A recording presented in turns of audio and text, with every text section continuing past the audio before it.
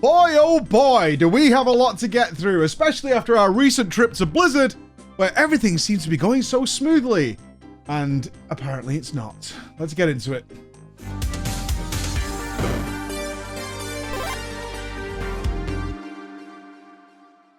Recently, it came to light that Blizzard is going to be doing some changes, including making the staff, or some of the staff, return to the office, which was a big topic of discussion when I got to sit down with the execs, and they're going to be reducing some pay bonuses and all kinds of things, which then led to a lot of outcry because, frankly, the Pandora's box has been opened, and the Blizzard staff are no longer afraid of broadcasting their woes and troubles to the general public. So, what's actually happened? Well, we don't have the statements. Nobody's managed to get the actual statement that went out to the staff, but what we do have is quite a good, interesting, and detailed series of tweets from at least My Hair Is Okay, who works at Blizzard, following what actually happened, which was that a lot of the staff were informed that Activision Blizzard King, which is the overarching head of company, was telling people that, look, work from home for a lot of you is ending, and you're going to be coming back along with a number of other changes.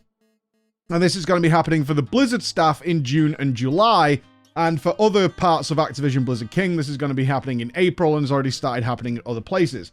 Now, the outcry from this is pretty honest and genuine. In fact, at least My Hair Is Okay actually put out a good series of things detailing the problems this was going to cause, including a number of staff leaving on this basis, as work from home had become an invaluable resource to their lives. Now, this has caused quite a bit of backlash from the community as well, especially for people who are already forced to go to a location to work. Now, it's a nuanced conversation.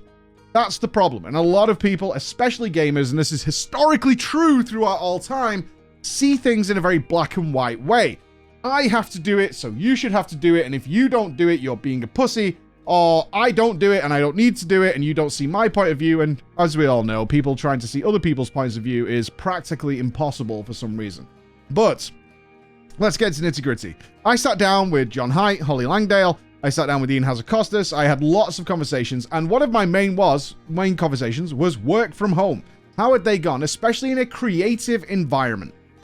Began a process for us of relearning a lot of sort of lifelong creative and collaborative processes of, how do you have what used to be the casual conversation around a whiteboard, or it's been resolving some problems and figuring out systems and processes that work. And a lot of, I think a lot of what we've come up with, we would keep regardless, even if we could all come back to the office tomorrow, there are certain meetings that we would have that we'd keep virtual forever. Going over art assets, other types of informational reviews, just having something up on your screen right in front of you in Zoom, having someone be able to mark up or paint over something there, far beats packing people into a conference room and having someone uncomfortably in the back squinting at something that's being projected on the other end of the room. There's no reason to ever go back to that. I think it is it's the social connections, it's the casual interactions that are the hardest to reproduce, but we continue to work at it. Okay, now as somebody who runs a small business, we have 5 members of staff, and we have 3 who work in office, and a 4th joining us, and 1 who doesn't, because their job doesn't need to. That's the nuance of it. Some jobs are better if you're working together, even in the same sort of business. Other jobs aren't. They can be done completely remotely. There's no need for that person to be in the office to do things. You can work in a number of different ways. It depends on what your role is and how effective it is. When I spoke to Ian about this, I was like, how have you gone on creating a brand new expansion like Dragonflight with so much cool stuff without anybody working in the office? And you might recall, we recorded tons and tons of footage because I found it creepy being on the Blizzard campus, how many of those buildings, offices are just wastelands, just empty wastelands that nobody has touched in literally years. Since the COVID pandemic started, nobody has been back, and it's strange and eerie. It almost looks like it was abandoned, like an I Am Legend situation where people just ran away. And Ian said it was tough, as did John and Holly. They said it was tough. We managed to mobilize things, in John's words, in just a few days to get our staff out of the office, get set up at home, and it extended and went on and on and on until it became the norm. And this is where things change. Because, of course, during that time period, you're going to be recruiting new staff. People are going to leave naturally, as anybody does in a large business, and they adapted and moved on to the point where a lot of the staff were kind of informed and I was told this to my face, it's very unlikely we're going to see people returning to the office.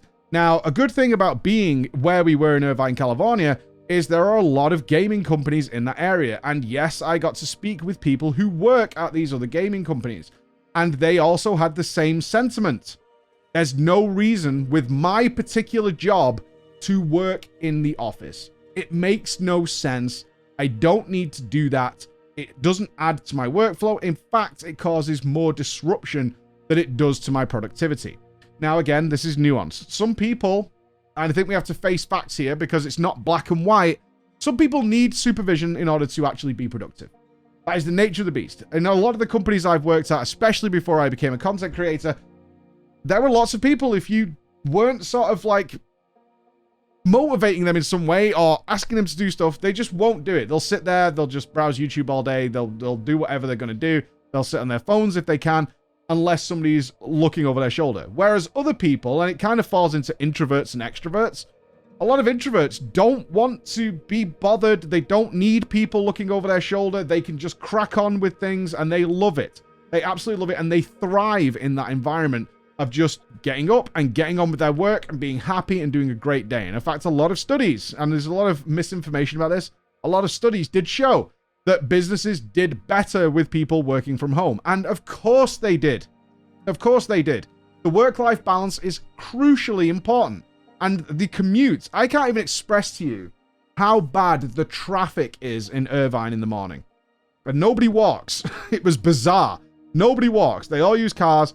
And the traffic jams are backed up the highway for like a couple of hours. It was crazy. Sometimes it took us 25 minutes to take a taxi to the Blizzard campus just on the amount of traffic that was in the streets. A lot of people can't even afford to live where the Blizzard campus is. You can look at the house prices there. They're crazy expensive. The cost of living across the world has risen year on year. And therefore, people working from home don't have that commute, which can take an hour or more a day. So you're adding at least 2 hours of working time to your day, unpaid. In fact, it's costing you money in fuel, owning a vehicle, insuring it, etc., and sat there all day, getting up even earlier to get to work, doing all that stuff for a job where you don't particularly need to be at the office in the first place, which has been proven, certainly in Blizzard's case, with Dragonflight doing extremely well, one of the best expansions they've put out in recent memory, and it was all done entirely work from home. And then you've got the simple flexibility that allows you in real life, especially for parents and things. If you can stop driving to work for an hour or so and instead drop your children off at school, buying your partner more time, or just generally saving on childcare costs, things like that, really adds to not only a greater sense of well-being, but it also makes your financial situation considerably better. You're not paying for that fuel every day, you're not having to run that vehicle for all those times, etc., taking public transport, whatever the case might be. That is actual money that's in your pocket. And in fact, a lot of people, under the proviso, is that we don't ever see a reason for you guys to really come back to the office, which was the message. And I cannot be clearer about this. That was the message that I was given while I was there, is that they had solved a lot of the issues. In fact, Blizzard clearly said to me that work from home actually provided several advantages that they didn't have with the staff working in office. For example, when new content was coming out, they sometimes had to rent the local cinema so that they could show the people the new content they were working on. So people would sit in the back of a cinema, maybe 100 or several hundred people, show something on a cinema screen, and how do you get proper feedback? In fact, people sat at the back can't maybe even see it properly.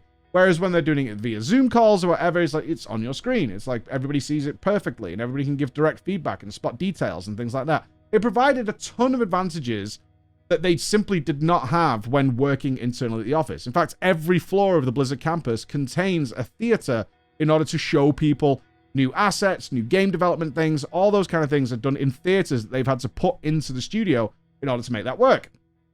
So when talking to Ian and co about this, they said, yeah, it presents its problems. Creatively, it does create problems. There are ideas that float around the water cooler. That is undeniable. That is absolutely undeniable. That absolutely happens, and it's one of the reasons that our staff work together. I've done work from home with creative ideas, working on a legacy video or whatever it might be, and we have to fire it off. They then check it on the other side, or if I record something here, and I'm having to do that right now because our office is underwater, and then we have to get it back, and I have to re-record it here, and it adds time, it adds effort, it adds cost.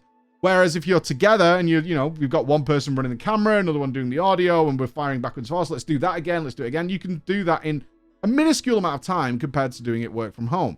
But game development is not an area I've worked in, and clearly from Dragonflight's basis, they have been able to work.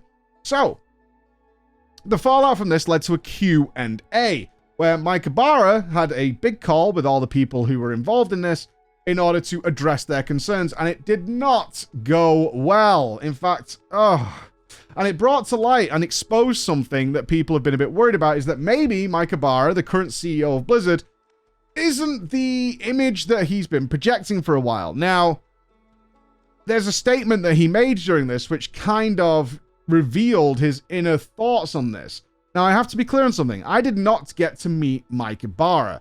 In fact, we tried very hard to meet Mike Ybarra while we were there. I even sent him a tweet while we were on site asking for 10 minutes. He replied with just a couple of eyes, but didn't say anything. In fact, it then came to light later on in Liquid Maximum stream that he actually had no idea who I was. It's actually a Dude, plan. oh my god, Quick is out here catching bodies, dude. He said, honestly, I didn't know who Preach was. I walked right by him when he was here, I guess. And that's all he said. Oh my damn. Jesus Christ. Ooh, Omega Low. Giga Chad, dude. What the hell?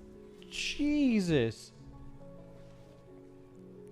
What he said, Max don't in all caps. What, read your message that you typed? What do you... No, that's not an ego hit to me. Because as rightfully was clearly seen by a lot of people, and he tried to backtrack it very quickly, is it kind of exposed that maybe the guy who's a streamer on Twitch and he plays Mythic Plus at high level and has been involved and, pays attention to the WoW community, and he's one of the players, he's one of us, may not have exactly been true, given I don't expect any CEO to be sat watching my videos or anything like that, but also involvements in Race to World First and things like that. You would probably be aware. And that was the response that not only the viewers had, were like, really? That's a bit odd. And I tend to agree. It's like, for the image you put forward, that does seem a little strange. And then it turns out that his thoughts on this, certainly when asked about the pay bonuses people would cut, he responded that if you think the execs are earning considerably more, then you're living in a myth. Oh dear, that comment is never going to go down well with anybody, and his PR team had to respond and try and correct and gloss this over to give it some context and mold it a little bit. He's not referring to X and Y, but whichever way you look at it, this is not something that was passed down from Activision Blizzard King, which is what the initial impression was, right? It's like maybe Mike is being forced to do this. He's one of us. He's one of the people. And as Ian rightly put it, trying to prove that Blizzard now is not the Blizzard that people have been hating on for several years for a variety of reasons. And then this gets said, which kind of exposes the inner monologue there is, okay, maybe things are a little different. Maybe actually Mike is who we thought he would be as a CEO and is not quite connected to the players. And I say this, I want to give my opinion here on this, because there's another comment in the thread, which we'll link down below, where he basically says, if you don't like this, leave, is the summary of it. If this is not making you happy, then go away. And a lot of people are going to go away, because moving back to Irvine is going to add significant cost to their lives, as well as commuting and all those kinds of things. And a lot of people will have been hired on a work-from-home basis. And quite frankly, as was pointed out to us many, many times, there are a great deal of businesses who are just not working from office anymore, who don't need to and have cut their overhead costs on having all these buildings and are more than looking for extremely skilled and talented engineers and technicians and all sorts of roles in software development that are fully work from home. And okay, we'll do that instead. As he did say, if this isn't going to make you happy, then you've got to do what makes you happy, which clearly translates as, if this isn't for you, then you could leave. Now, this has led to some darker speculation. This has led to some speculation that perhaps they want to get rid of a lot of staff. And this is one way of doing it without incurring severance pays and things like that for actually having to remove people, is you can kind of just let them leave or create a situation where they don't want to come back. Now, I'm not, as I said, this is a nuanced conversation. It's not as black and white as people want it to be. Some roles will be better in the office. It will improve things. Some roles aren't. And it's all about finding that balance to make it work. Some roles just do not need to work in an office. And I've seen lots of really abrupt and rude comments from people, such as like, well, you know, there's even on At Least My Hair Is Okay's thread, it's like, my wife is a nurse and she has to go to the office every day and go to the hospitals. Well, yeah, that's a nursing job. Of course, there are some jobs that warrant you being on site. That's part of the role, but not every job works that way, and therefore it makes no sense to do that, especially when it's disruptive to lives. That's just obvious that should be the case. There's a very strange form of feedback that's gone along with this, but it does indicate that perhaps Activision Blizzard King is the overlord that we kind of feared it was, which is something that played down. And something I want to make clear is when Ian and Holly and John were talking to me about these situations, I fully still believe that they did not really expect this to happen at all. And they were advocating and fighting to make sure that their team was happy, and they were making concessions and working around the problems to solve them. In fact, the wording was, it's our problem to solve. And it's not really a problem anymore. We're quite happy with how the staff are working. They're doing super, super well. And in fact, they're coming up with creative things and everything's looking pretty hunky-dory. While vice versa, the man in charge is now standing in front of the people and saying this. And I imagine there's a lot of disruption there. Now, I've reached out to some Blizzard people just to send, not to get sources or anything, but just to express our feelings on this. And because there's clearly a lot of people who are very unhappy, and rightfully so. But my opinion that I wanted to share on this really was, I stand by what we said in our video. I believe Ian, I believe John, and I believe Holly. I never got to talk with Mike Ybarra, and after reading his response to his employees, which are off-the-cuff responses, because he was in a meeting, these weren't prepared statements, maybe that's what they're going to be dealing with at the head, is actually more of the corporate side that comes from the Xbox past in order to make this happen. Right now, it kind of sucks for a lot of employees. Some of them will have started that role under the proviso they were working from home, and it makes sense for their lives. And in fact, going back to the office for a job that may not particularly require that at all is just going to add a lot of undue mental stress, life inflexibility, and financial costs onto them that were not necessary, and clearly weren't necessary from the products and the profits that Blizzard has made year on year. I have to wonder if this is going to set back the goodwill that Blizzard has been earning, certainly for the World of Warcraft fans, over the last little while with the products it's been putting out, and now another stain has appeared on them. So I'd love to get your thoughts on this, but thank you so much for listening. I would suggest you take in a lot of these sources, because a lot of the points in there are very, very well made. They're very clear, and it does appear that this has been coming for a little while with staff suspecting something, but hoping and praying after the changes that came from the sexual allegations that this wasn't a thing that Blizzard would do anymore. And yet, here we are. Thank you again. Bye-bye.